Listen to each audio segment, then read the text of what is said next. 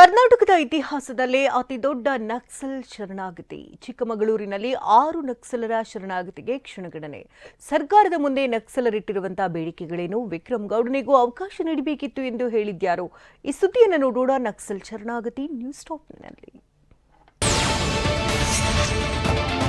ಕರ್ನಾಟಕದ ಪಶ್ಚಿಮ ಘಟ್ಟಗಳ ಕಾಡಿನಲ್ಲಿ 24 ವರ್ಷಗಳ ಹಿಂದೆ ನಕ್ಸಲ್ ಹೋರಾಟ ಹುಟ್ಟಿಕೊಂಡಿತ್ತು. ಆದರೆ ಇವತ್ತು ಚಿಕ್ಕಮಗಳೂರು ಜಿಲ್ಲಾಡಳಿತದ ಮುಂದೆ ಕರ್ನಾಟಕದ 4 ನಕ್ಸಲರು ಸೇರಿದಂತೆ ಕೇರಳ, ತಮಿಳುನಾಡಿನ 2 ನಕ್ಸಲರು ಶರಣಾಗತಿಯಾಗಲಿದ್ದಾರೆ. ಶಾಂತಿಗಾಗಿ ನಾಗರಿಕ ವೇದಿಕೆ ನಡೆಸಿದ ಮಾತುಕತೆ ಫಲ ನೀಡಿದೆ.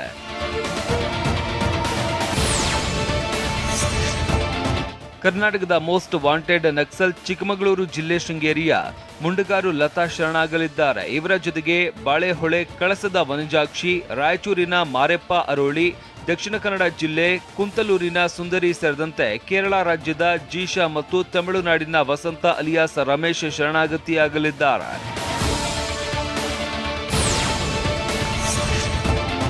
ಇವತ್ತು ಸರೆಂಡರ್ ಆಗ್ತಾ ಇರುವ ನಕ್ಸಲ್ ನಾಯಕಿ ಮುಂಡಗಾರು ಲತಾ ವಿರುದ್ಧ 85 ಕೇಸ್ಗಳಿವೆ.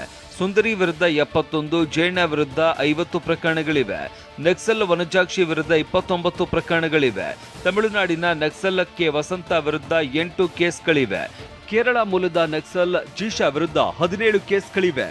6 ನಕ್ಸಲರ ವಿರುದ್ಧ ಎನ್ಐಎನಲ್ಲೂ ಸಹ ಪ್ರಕರಣ ದಾಖಲಾಗಿದೆ.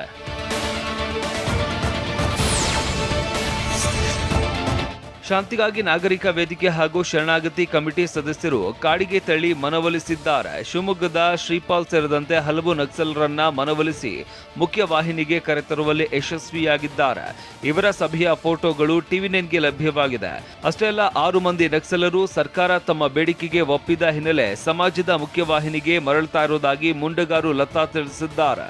ಸಂವಿಧಾನಾತ್ಮಕವಾಗಿ ಏನು ಹೋರಾಟ ಮಾಡಬೇಕು ಅಂತೇಳಿ ಏನು ಬಯಸ್ತಿದ್ದಾರೋ ಕಮಿಟಿಯವರು, ಅದೇ ರೀತಿಯಲ್ಲಿ ನಾವು ಜನರ ಪರವಾಗಿ ನಾವು ಕೊನೆ ತನಕ ನಿಲ್ತೀವಿ. ಜನರಿಗಾಗಿ ಹೋರಾಟ ಮಾಡಲಿಕ್ಕೆ ಯಾವುದೇ ರೀತಿ ನಾವು ಹಿಂಜರಿಯಲ್ಲ.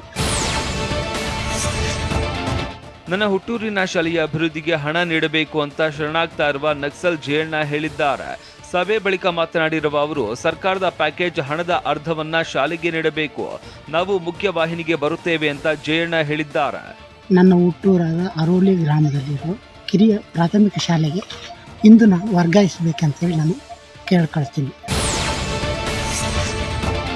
ಇವತ್ತು ಸರೆಂಡರ್ ಆಗ್ತಾ ಇರುವ 6 ನಕ್ಸಲೀಯರ ವಿಚಾರಣೆಗೆ ಚಿಕ್ಕಮಗಳೂರು ಎಸ್ಪಿ ವಿಕ್ರಮ್ ಆಮ್ಟೆ ಅವರು ಕೊಪ್ಪ ಡಿವೈಎಸ್ಪಿ ಬಾಲಾಜಿ ಸಿಂಗ್ ನೇತೃತ್ವದಲ್ಲಿ ಒಂದು ಟೀಮ್ ರಚಿಸಿದ್ದಾರೆ.